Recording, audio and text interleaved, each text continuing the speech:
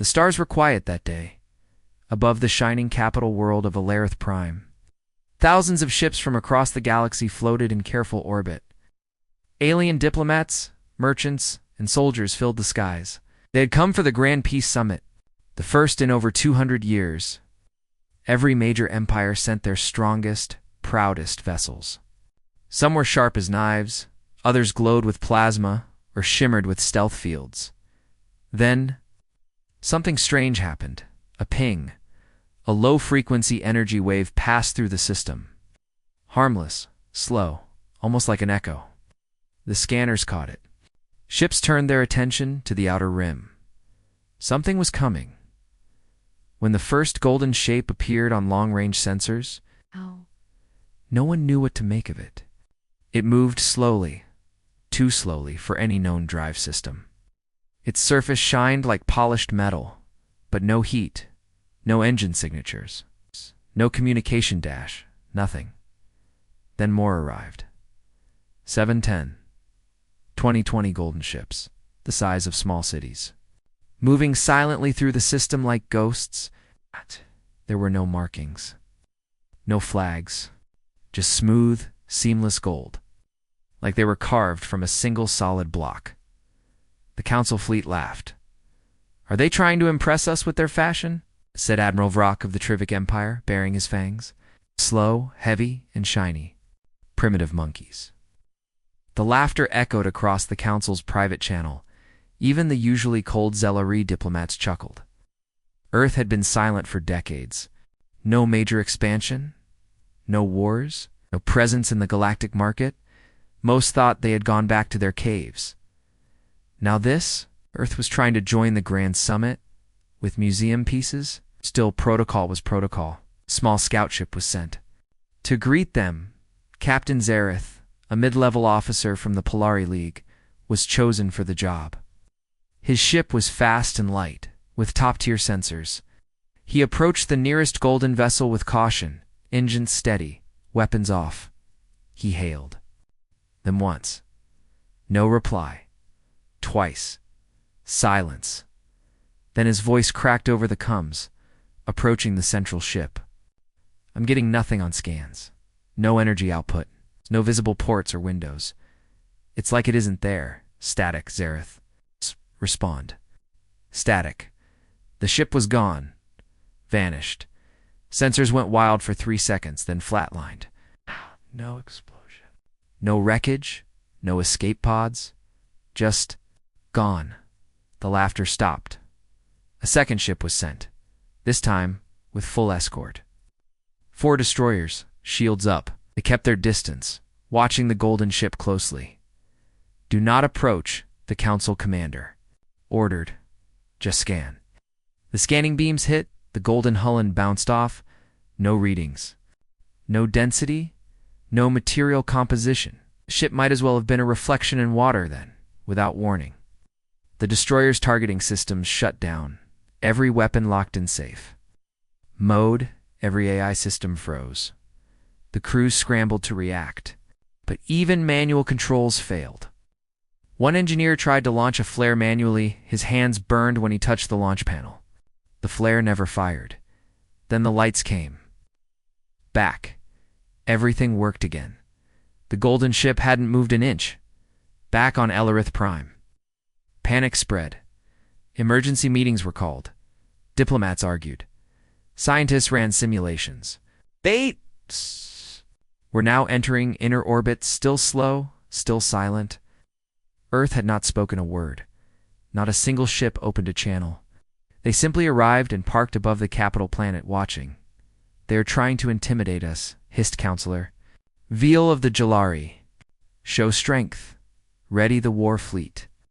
"No," said the Zelari, their glass-like skin flickering with concern. "We don't know what they are. We don't know how they are." Still, weapons were charged. A network of hundreds of alien warships formed a defense ring above Alarith. Earth's golden ships remained still. On the surface, citizens watched the skies. News feeds were full of fear and guesses. Who were the humans now? What had they become? Why return after so long? Earth had always been unpredictable, violent, then quiet. Now, a low hum spread through the planet's atmosphere. It wasn't sound, it was felt. Animals froze. Insects disappeared underground. Some citizens collapsed from nausea. Something was vibrating deep beneath everything. That's when the Council's main security grid failed. A complete blackout. Thousands of defense drones fell from the sky like dead birds. The orbital satellites went dark. Only the most basic life support. Systems remained active. No communications. No cameras. Then they saw them. Figures walking in the open air of the Council Plaza. 3, maybe 4. Tall, thin. Covered in smooth black suits. Their faces hidden behind gold-tinted visors. They walked slowly, calmly, as if they owned the place. No one saw how they got in. They simply peered. No door, no ship, no teleport signature. Just there. And no. One could stop them. Guards raised weapons, but found their arms locked in place. Muscles frozen. Nervous systems stalled. One of the walkers passed within inches of a security bot. The bot exploded without warning, disintegrating into powder. The walkers continued. Through walls, through corridors, into the deepest levels of the Council's core, where ancient systems slept untouched. Cameras caught only glimpses. Fuzzy shapes. Ghost-like movements. One technician tried to record on paper with pen. That drawing became the only surviving record of what they looked like. He wrote 6 words beneath the sketch. Eyes like fire, calm, watching everything. The walkers stayed for exactly 3 minutes, then vanished. Just like the scout ship Council panic hit maximum. Some species accused Earth of psychic warfare. Others claimed the golden ships weren't human at all. Maybe they were a Igon rogue, or machines from another timeline. But the truth was worse. A new message appeared across every screen. It was not transmitted, just showed upon personal pads, on walls, on mirrors, even burned into ice and stone. We see your crimes. It was all. No voice, no sender, just silence. Back in orbit, one golden ship finally moved. A slow rotation. Nothing threatening, just turning. Its underside opened slightly like a flower blooming. Something floated out, a small black box. It dropped from space, passed through defense shields like they weren't there, and landed in the center of the Council Plaza with a heavy thud. It didn't break, it didn't open. But it had one word on its surface, engraved in deep, at human script. Gadia Mian. The Council called an emergency lockdown. Nobody laughed now. They didn't even speak. They just stared at the box and then at the golden ships. Silent and still above their world. It started with Admiral Vrak. He stood on the bridge of his dreadnought, talon of the stars, growling to himself. The golden ships hung above Elarith Prime, unmoving, untouchable. Watching the box with the word judgment still sat in the plaza. Below, unopened, untouched. No one had dared go near it. They think they can scare us with their little tricks, Vrak spat. Earth always plays games. Let's show them we don't play. The second officer hesitated. Admiral, the Council hasn't authorized. I don't need permission to swat flies. The bridge crew held their breath as Vrak gave the order. Target the nearest golden ship. Fire one antimatter torpedo. The command was carried out. The missile launched, bright and deadly. A glowing spear of destruction aimed directly at the silent ship above. It moved fast, but as it reached 20 kilometers from the target, it slowed. Then it stopped, just floated. The bridge crew stared, confused, frightened. What's wrong with the guidance? Brock barked. Nothing, said the weapons officer, his hands shaking. It's not us. The missile systems are fine. Something is stopping it. The torpedo began to drift like a leaf in still air. Then it dropped. No explosion, no sound. Just clunk. Like it had been turned off with a switch. The entire ship went silent. Seconds. Later, every screen on the bridge flickered. Then darkness. Not just the bridge, the entire dreadnought. Lights died. Engines stopped humming. The air systems cut out. Even the backup power failed. Emergency power. Vrock shouted, but his voice felt muffled, like it couldn't carry in the dead air. Nothing worked. In the silence, some of the crew started breathing harder. The youngest officer whimpered. He was 20, a fresh recruit, and now floating in a dead ship over a world full of fear. Then, without warning, the lights snapped back on. Every system returned to normal. Engines online. Weapons cold. Life support humming again. And the golden ship hadn't moved. Admiral Vrock stood frozen. His claws gripped the control rail so hard the metal bent. What was that? No one answered. They didn't need to. Across the system, other warships reported the same thing. Scans failing. Target locks breaking. Entire fleets paralyzed for seconds. Then returned as if nothing had happened. And always the golden ships remained still. The Council tried again. They ordered an unmanned probe. It's the fastest stealth drone from the Zellery Syndicate. To approach one of the golden ships without being seen. It cloaked it. Darted. It vanished. The feed cut mid-frame. They launched another. Gone. No explosion. No debris. Not even a radiation trail.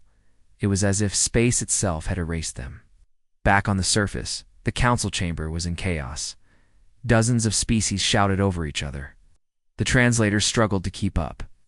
Some of the more sensitive aliens began to collapse, overwhelmed by the tension and the strange energy coming from orbit. "We must retaliate," shouted Councillor Veal. "This is an act of aggression." "They have not fired once," replied the Zelari representative calmly. "We are the only ones who have attacked. They made our ships fall from the sky," snapped Admiral. Vrock now recovered and furious. Councillor Sheeta, a reptilian diplomat from the lower colonies, spoke in a hushed voice that cut through the noise. "What if? They don't need to fire. What if they already know everything about us?" The chamber fell quiet. Someone finally asked the question no one wanted to say aloud. "Are the humans gods?"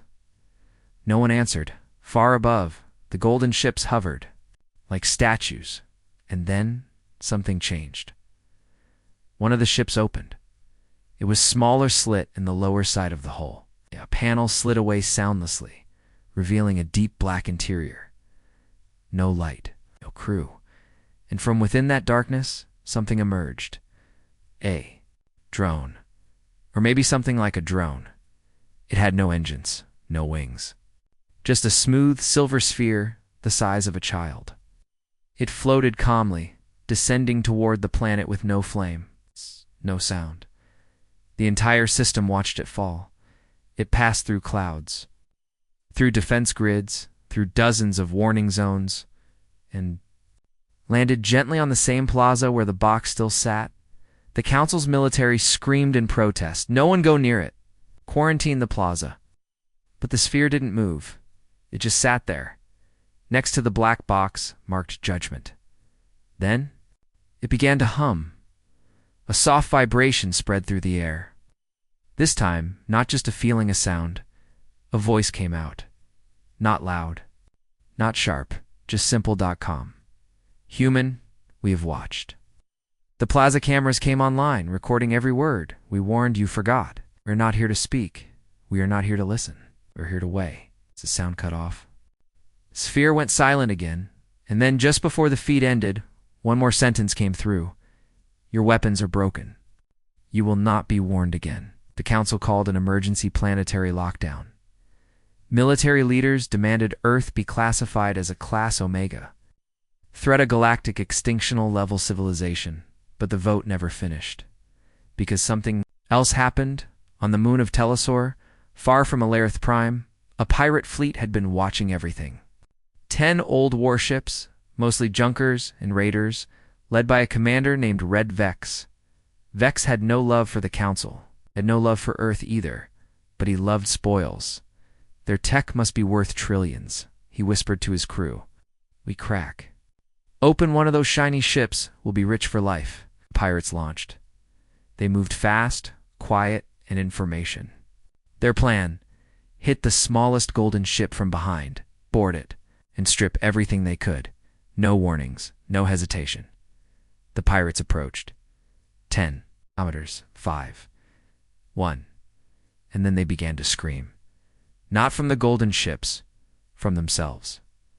One by one, the raiders began seizing up. Their eyes bled. Their ship systems blinked red, then black. Their bodies aged in seconds. Young pirates turned old. Old pirates turned to dust. From space, the Council sensors recorded it all. No beams, no weapons fired, just decay. Time itself bent around them. In less than 2 minutes, the pirate fleet was gone. Ash and silence. Nothing left. No trace. The golden ship still untouched. Didn't move, but a new word appeared on every screen in the system. One no one knew what it meant. Not at first, but many guessed. One judgment complete, and more would come across the galaxy. Fear spread like wildfire, not from war, not from noise, but from what humans had become, silent, calm, and unstoppable. The guards in the Council Plaza were told to stand still. Do not shoot. Do not move. Just watch. That was the order. The silver sphere from the golden ships still sat next to the black box marked Judgment. It hadn't moved in hours. The plaza had been emptied. No civilians. No diplomats. Only the elite security team remained, trained, armed, and terrified. At exactly midday, it happened. The sphere rose slowly, smoothly. No sound. No light. Then it split into 3 glowing parts and vanished in midair. In its place, 3 figures stood. No one saw them appear. One blink, and they were there.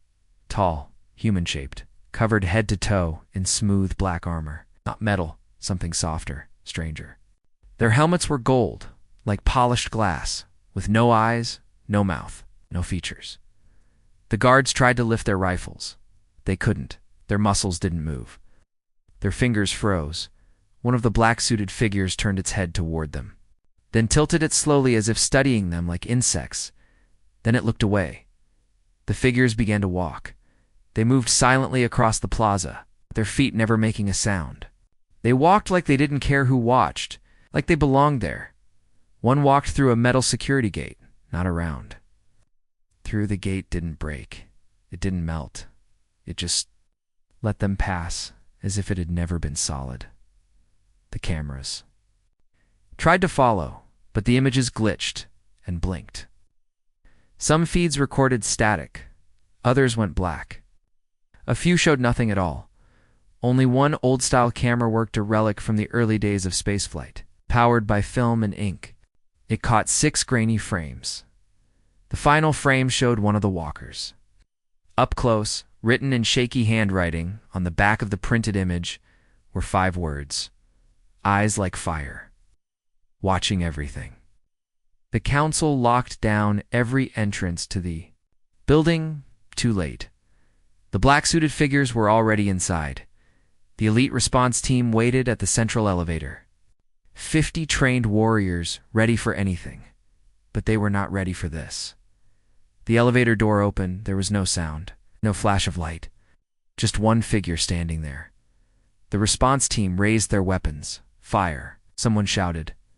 Nothing happened. The guns didn't respond. No recoil. No blast. No ammo. Just clicks. The lights in the hallway flickered. For half a second, every person saw something behind the black-suited figure. Something huge, tall, shadowed. A shape that didn't belong in reality. Something ancient. Then it was gone. And so were the black-suited figures. No one saw where they went. Not even the deep core sensors. They simply stopped existing on the grid. Security bots melted. Physical locks shattered. Code walls erased themselves. In the lowest level of the Council building where the oldest records were kept, the air changed. It's colder, not warmer, just heavier. The black figures stood before a sealed vault. No doors. No controls. The vault opened. Inside was a smooth stone pedestal, untouched for thousands of years. It held a book. Not data. Not screens. A book. Real pages. Leather cover. Human dash made. The tallest of the 3 figures reached out and touched it. A pulse spread through the building. Thousands of screens lit up with strange symbols, all in ancient Earth language no one could read them, except one, on the council's upper floor. An old alien named Vera gasped as she read the symbols. "I've seen this before," she whispered. "In the ruins on Garros 4, translate it." The others shouted. Her eyes flicked back and forth, reading aloud with a trembling voice. "Here lies the record of broken peace, signed in the name of Earth and bound by the Watchers." Room went still. "Watchers?" someone asked. "Yes," Vera said, "from the old myths, the ones who disappeared before the council was born." "You're saying humans signed an ancient treaty? Before the council even existed?" "No," Vera said. "Not humans as we know them. Something older." The lights flickered again. The three figures returned to the plaza. No one saw how. They walked calmly to the black box, then stopped. 4. Exactly 3 seconds. Nothing happened. Then, with a soft click, the box opened. Inside was a glowing white cube, floating in the center. It spun slowly, pulsing like a heartbeat. The guards couldn't move. No one could. Then a voice filled the air, not loud, but everywhere. Inside every ear, every screen, every thought. "The test has begun." The cube pulsed once. A list appeared in midair, made of floating red light names, planets, species, dates, thousands of entries. Each one blinked once, then turned black. 1. Name remained red. Crawl Dominion. "Who are the Crawl?" someone asked. But everyone knew. The Crawl were one of the most violent empires in the Outer Rim, conquerors, slavers, planet burners. They had ignored every treaty, every warning, and now they were the first target. The red light faded, the cube returned to the box, the three black-suited figures disappeared. All that remained was the box, still open, still glowing. A whisper spread through the galaxy. Earth was not back. Earth had returned, and it had brought something with it. Something ancient, something patient, and it was watching. The council tried to contact the Crawl Dominion. No answer. They sent fast ships, probes. What they found was silence. Crawl Prime once, a planet of steel towers. Fire fields and war banners was dark. From orbit, it looked dead. The probe flew closer. What it saw was worse than death. It saw dust. Billions of Crawl. Gone. No bodies. No blood. Just decay. Their ships floated lifeless. Their cities turned to ash dot. Time had eaten them in seconds. A full empire. Aged and erased in one quiet moment. Judged. The galaxy trembled, and in orbit above Elarith Prime, the golden ships remained still. They hadn't fired a shot. They hadn't sent an army. They had simply watched and decided now. The rest of the galaxy waited, because they didn't know who was next. The sample was no bigger than a coin, but it glowed. Even under 3 layers of containment glass, it pulsed gently like a living thing. With strange black veins twisting through it like muscle, Dr. Yerva of the Zorhal Biotechnic Institute stared at it without blinking. This came from the human ship. She asked quietly. "Yes," replied the officer. "A shard, scavenged from one of the golden holes by a drone before it shut down. The only sample we've recovered so far." Yerva's claws tapped the table. She was one of the most advanced. Minds and bioreactive materials. She had invented the self-healing armor used by half the council military. But this wasn't armor. This was something else. "Begin tests," she said. A team of 6 scientists began scanning, measuring, heating, freezing. Nothing worked. The material refused to respond. It wouldn't melt. It wouldn't cut. It didn't reflect light normally. Under high magnification, it didn't even look solid, more like a cell or a machine pretending to be one. Finally, Dr. Yerva placed a gloved finger on the glass. "Just to feel the heat," she screamed. Her body jerked. eyes rolled back. She collapsed. Security rushed in. By the time they reached her, she was dead. No injury, no wounds, no toxins. Her heart had simply stopped. Instantly, an autopsy later showed something strange. The part of her brain that stored memory had been burned out, cleanly, like it had been erased. Her last thought, whatever it was, had triggered a defense she couldn't understand. The sample was sealed again. Triple lockdown. But it was too late. Within an hour. 6 more labs across the galaxy tried the same thing.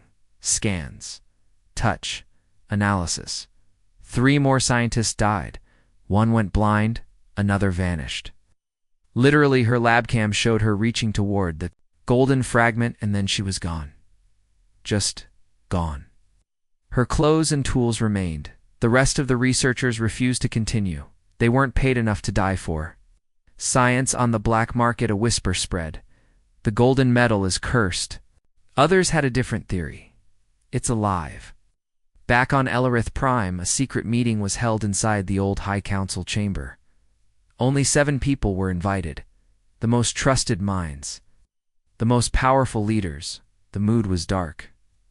"What is this material?" asked Supreme Speaker Tren.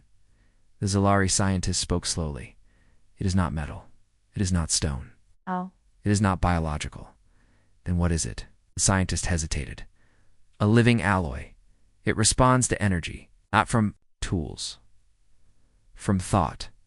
Someone laughed, quiet and nervous. "Are you saying it's psychic?" "No," the scientist said. "I'm saying it doesn't need to be. It's beyond that. It learns. It adapts. It remembers." Silence filled the room. "It remembers what?" The scientist raised a hand and showed an image on the screen. Behind him, a broken moon. The image was old, very old, thousands of years, maybe more. It was recovered from a collapsed star system near the galactic edge. The data was almost unreadable, but the object in the image was clear. A golden ship half buried in the dust of a dead world, exactly the same shape as the ships. Above Elarith Prime, only ancient, far older than Earth's current civilization. Counselor Vera stood slowly. "I've seen this before," she said. "In the ruins of the Spire worlds, and before that, in the legends of the Onari." She pointed to the ship. "These aren't human ships." The room tensed. "They're older. They belong to something that came before." "Build them." Speaker Tren narrowed his eyes. "Then what are the humans doing in them? Piloting, hosting, guarding?" Vera shrugged. "Maybe they don't even know. Maybe they found something they weren't supposed to." The lights flickered. For a moment, every screen in the room went black. Then, a symbol appeared. It looked like a circle with 7 lines crossing through it. An ancient Earth glyph, long since forgotten. Below it, 1 word in bold white, RCHI, TCS, everyone stared. "What is that?" Someone whispered. No answer, just silence. Then the screen turned off again. Across the galaxy, deep scanners tried to map the golden ships. Nothing worked. No one could tell what was inside. No crew, no tribe signature, no radio signal, just the golden hull, smooth, silent, and now. It wasn't just above Elarith Prime, reports came in. Another golden ship appeared above, Barney's IX.1, above the cloud halls of Caritha, a third outside the moons of Arilla Station. All identical, all motionless, all watching, on a mining colony near the edge of known space. A smuggler named Jex Tarlin claimed to have touched one. He said the ship opened for him, let him inside. No one believed him, till he pulled a small object from his bag, a coin, flat, gold, warm to the touch, with the same circle and line symbol. On one side, he said it spoke to him, told him a single sentence, over and over, "You are not ready." He tried selling it. He vanished the next day. His ship was found in orbit, empty. No signs of struggle, just a faint trace of that same gold dust inside the cockpit. Back on Elarith. The black box on the plaza began to change. Its glow shifted from white to blue dot, then, slowly, red. The color of warning, no one dared touch it. No one dared speak. The humans still hadn't said anything, not a word, but the galaxy finally understood something terrifying. The golden ships weren't just technology. They were a message, a warning, and they were not laughing anymore. The message came without warning. It was not sent by transmission. It didn't travel through wires or signals. It didn't pass through satellites or relays. It just appeared. One moment, the galaxy was silent. The next, every screen, every hologram, every reflective surface showed the same thing. A black background and one sentence, written in glowing white. You forgot who we were. That was all. The words didn't flash. They didn't move. They just existed, staring back at every creature. In every corner of known space, then came the sound. No voice. Not male, not female, not machine. Just a vibration in the air, like the memory of thunder. Each species heard it differently. Some heard it as a whisper, others as a deep roar. A few said it came from inside their minds. For some, it caused pain. Across 3 systems, over 1,000 beings collapsed when the words echoed. Not killed, just knocked unconscious, their brains overloaded. One species, the sensitive Tivali, had to be placed in cryosleep until the sound faded from their memories. But for humans, if any were watching, there was nothing. Silence, comfort, familiarity, as if the message wasn't meant for them at all. In the council's central chamber, chaos exploded. The message still hovered in the air, floating above their round table like a god's finger pointed straight at their guilt. Counselor Veal, furious and sweating, slammed his fist down. They're threatening us. That's what this is. No, whispered Counselor Vera. That's not a threat. Everyone looked at her. It's a reminder. The room went quiet. Speaker Trend spoke next, voice sharp. Pull up all records of early human transmissions. Everything from their first contact to now. Dozens of screens blinked to life. Thousands of images. News, video clips, speeches, and then one very old file, over 800 years old. A message Earth once sent to the stars when they discovered, while stirred in light. Travel.audio only, .crackly, but clear. It was a voice, very human, very proud. To those who find this message, we come in peace, but we do not come empty. We remember what we were, what we are still capable of. Make friends if you are wise, but do not test us. It had been dismissed at the time. Typical human drama, the council had said. Now it didn't seem so dramatic. Now it felt like prophecy. Speaker Trend leaned back slowly, eyes cold. They told us the truth. We just didn't believe them. A young aide rushed in, face pale. New alert system. J4. The Vern Empire is collapsing. Gasps filled the chamber. Why did they get attacked? No, the aide said, breathless. They submitted. They opened every gate, sent full data archives to the golden ships. They've shut down all military systems and marked every planet with the old Earth symbol. Counselor Veal growled. Cowards. But no one else spoke, because they were all thinking the same thing. Was that the only way to survive?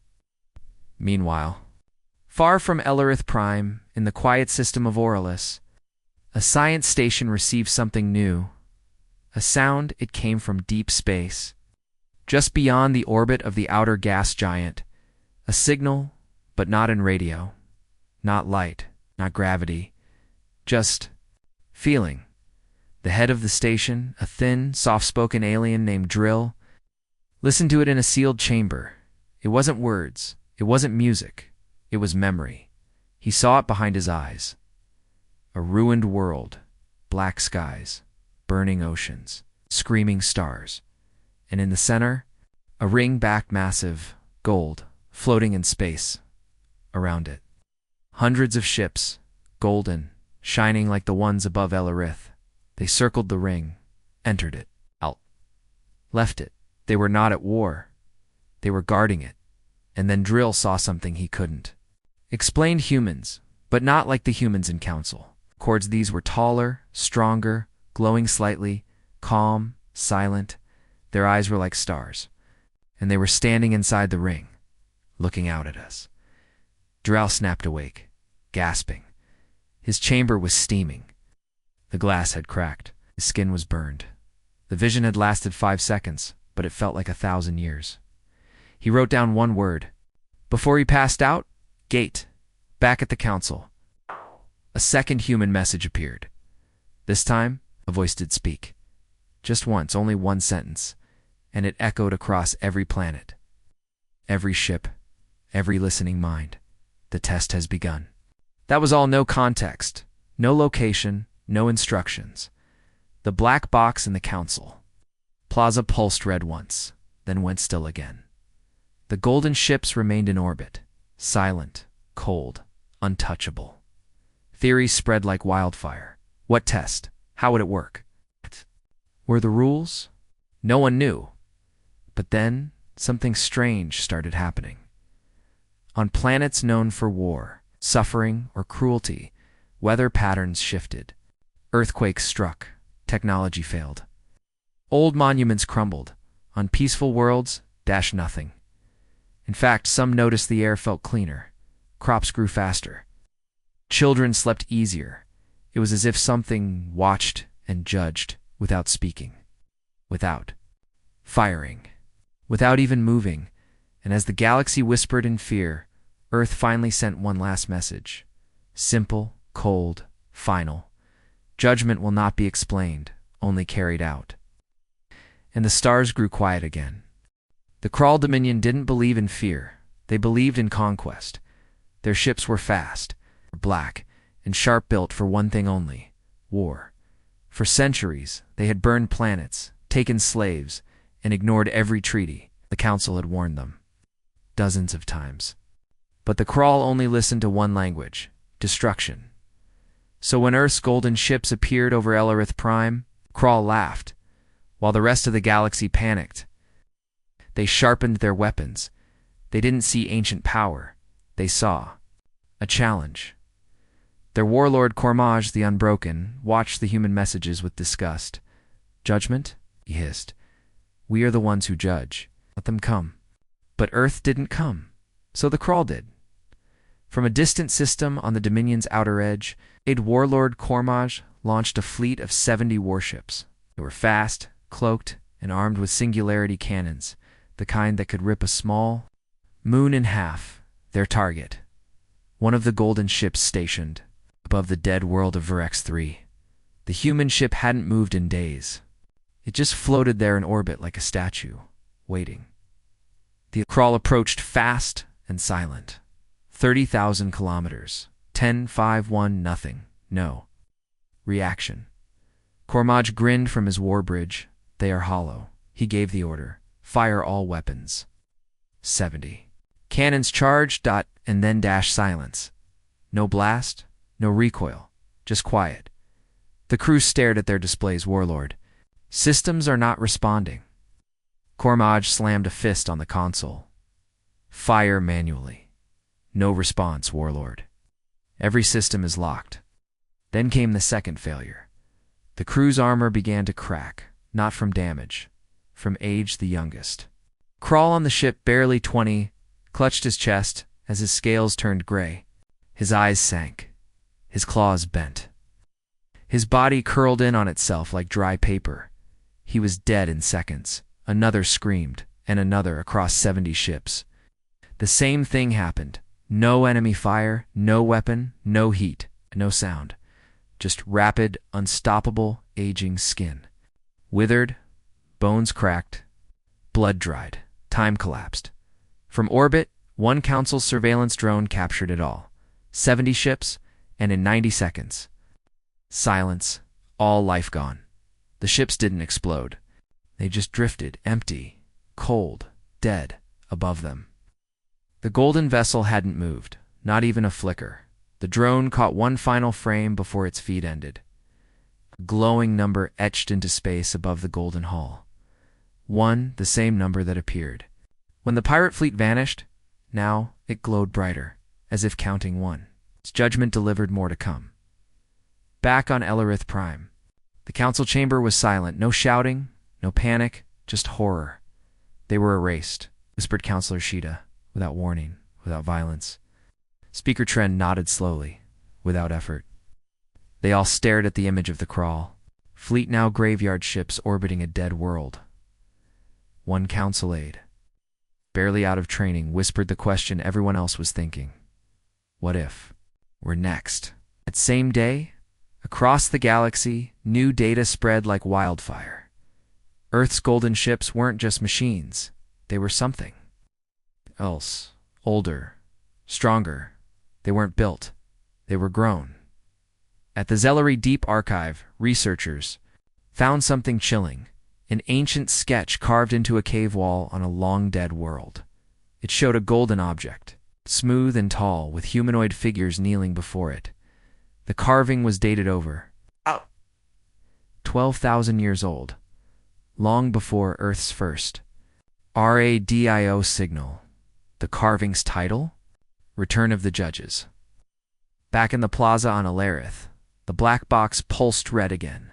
A new word appeared beside it, written in every language known to the council. 2. Across the capital, citizens cried out. They knew what it meant now. Earth was keeping count, and they weren't done. The council demanded answers. Why these punishments? Why now? Was there a way to stop it? To submit? No reply came. But then something strange happened. The box turned white, its glow softened, and a small panel slid open. Inside was a tablet, old, flat, and human-made. A message blinked on its surface. To those who have not sinned, you will not be harmed. But the galaxy will change. Speaker Tren's hand shook as he read it aloud. Is it a peace offer? Asked one ambassador. No, Vera said softly. It's a warning. Just then, new sensors lit up across the system. Another golden ship had arrived. This one was larger, wider, and glowing brighter than the others. It wasn't heading to a council world. It was moving toward the council itself, toward Elarith Prime, and slowly. It rotated its lower hull facing the planet. A soft hum began to rise. No weapon charged. No message played. Just that hum, like a heartbeat, like a countdown. Judgment was coming again, and this time, the galaxy was watching. A dust-covered vault opened beneath the council. It had not been touched in thousands of years. No, one remembered it existed, not until the golden ships appeared. A young assistant archivist named Rella had been digging through old star maps when she found a strange reference treaty record, Alpha 1, filed under pre-council agreements. Pre-council, before the Galactic Council even existed. That should have been impossible. But the code was real, buried deep in the protected archive. Behind layers of ancient encryption was a single document stored on human-style paper. Thick. Yeah. Her hands shook as she placed it. On the reading slab, there were only a few lines of text, written in Old Earth Common, a language not used in nearly 12,000 years, but the translator didn't fail. The words were simple and terrifying. Treaty of Containment. In force until revoked by the Origin. Violations will trigger return. Signatories agree to cease aggression, enslavement, extermination, or technological corruption. Witnessed by Earth, enforced by the Watchers. Below that, a symbol, a ring, split by 7 lines, the same mark etched into the black box in the council. Plaza, and then 7 names, none of them familiar, none of them alien. But the final line hit like a thunderclap. This agreement is binding upon the stars. Should the treaty be broken, the old will wake. Rella ran the document to the speaker's chamber. It took less than 5 minutes to trigger a full council emergency. The entire council, once a powerful government feared across 10 sectors, sat frozen. No arguments, no denials, just silence. Speaker Tren stared at the document. It's real, he said. He didn't ask. He knew. Counselor Vera nodded. It predates us. All of us. This galaxy. It belonged to someone else before we came. Humans, Dren asked. Vera shook her head. Maybe. Or maybe they're just the last ones left. A new alert blinked on every console. The golden ship above. Elerith Prime was opening slowly, silently. A wide vertical seam appeared along its side, releasing no energy, no smoke. Just a glow dot inside the ship, something began to move. A platform, and on that platform, throne, simple, black, smooth, empty until it wasn't. A shape sat upon it, humanoid, tall, golden. Eyes, the Council's deep scanners, fired up desperate for answers. Nothing. No species match, no bio-dash signs, no tech readings. But the entire Council chamber heard one word, clear and loud, not through speakers, but in their bones.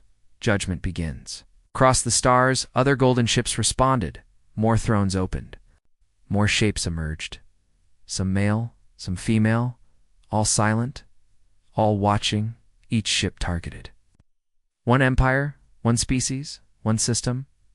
They didn't speak, they didn't fire, they just looked, and the planets responded like prey under a shadow in less than an hour.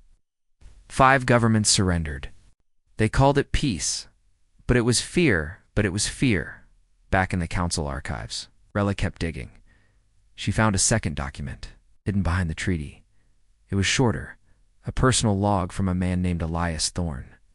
His photo was faded, but clearly human. He looked tired. His final entry read, "We warned them." The others laughed. The Council thought we were just another colony. We are the seed. The architects planted us before memory. We are not evolution. We are return. Speaker Tren turned pale when he heard the words. Earth isn't rising, he whispered. It's waking up. Then came the final message. Every golden ship broadcasted at once. To every species, every screen, every mind. We gave you time. You broke the oath. Now, the galaxy is to be judged. Not with weapons, with memory. The sins of your kind have been recorded, and we remember everything. In the Council Plaza, the black box lit up. Its glow turned white again. One more word appeared beside the pulsing number. 3. 3 judgments passed. No war, no blood, just quiet erasure. And still, Earth had not spoken directly. They had sent no armies, no leaders, no ambassadors, only watchers. Vera whispered to herself as she watched the skies. They're not invading. They're restoring. Above Alarith Prime, the golden ship lowered slightly. For the first time, it cast a shadow. A long, perfect shadow. One that touched the High Council Tower and didn't move, as if it had made its choice. Earth wasn't asking anymore. It was about to decide. They waited. The golden ship hung in the sky over Alarith Prime like a second. Moon, unmovalent. Its shadow covered half the Council Tower now. It hadn't fired, hadn't spoken again, but everyone could feel it. Something was about to happen. Something was about to happen. People fled the city. Thousands boarded ships and fled to the outer colonies, screaming that Earth was about to end the Council for good. But escape didn't matter, because no matter where they ran, the golden ships were already there. Every system, every fleet, every moon, all marked, and then just as fear reached its peak, the sky opened. No sound, no light, just a smooth, circular tear in space, right above the golden ship. It looked like a black ring, rotating slowly inside it. Stars moved differently, gravity bent wrong, and from it, they came. Not ships, not humans, not machines, but forms. 7 of them tall, gold, barefoot, glowing from within.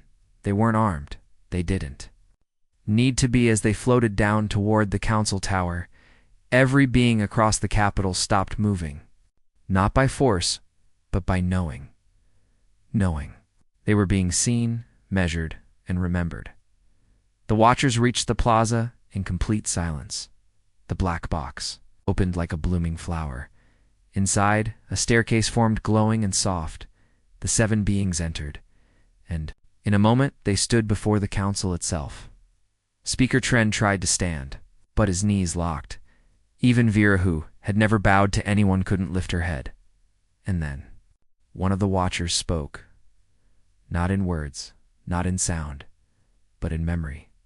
Images flashed behind their eyes, not visions of war or destruction, but of peace, of what the galaxy could have been. Children, laughing on bright green worlds, species trading freely, without chains or fear, humans walking among the stars not as conquerors but as caretakers. Then, the memory shifted to what had actually happened. Wars, betrayals, genocide, greed. The council had ruled for centuries. But in those centuries, they had broken every part of the ancient oath. The oath Earth had written, the one everyone forgot, except Earth. One watcher stepped forward. Taller than the others, his eyes were bright like a star's heart in Trend's mind. A single sentence formed. You were warned. The council chamber shuddered. No explosion, no fire. Just weight like history collapsing all at once across the city. Every screen turned white, every ship powered down, every weapon shut off. No one moved. No one could. And then the truth arrived. From the black sky above the Earth's ships sent a final signal, clear, sharp, final. The Galactic Council is dissolved. Its crimes are known. Its rule has ended. Let those who remain build something better. But know this. Earth will watch forever. And just like that, golden ships began to rise. Slowly, gracefully. One by one, they vanished into the rift above. Alarith Prime. The sky closed behind them. The light returned, and the world was quiet.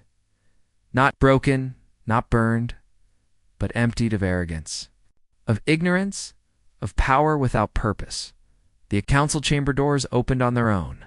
No guards, no armies, just people, who now had to choose what came next. No one would rule the stars now. There would be no new empire, just a galaxy that remembered. What had happened when Earth was ignored on a quiet colony world? Far from Alarith, a young girl watched the last golden ship vanish into the stars. She looked up at her grandfather. Will they come back? She asked. The old man smiled, but it didn't reach his eyes. They never left, he said. And above them, in the silent stars, a single symbol lingered in the night sky, etched faintly, like a scar in the dark, a ring surrounded by 7 glowing lines. The watchers had passed judgment. Earth had not conquered the galaxy, it had simply reminded it who built the stars in the first place.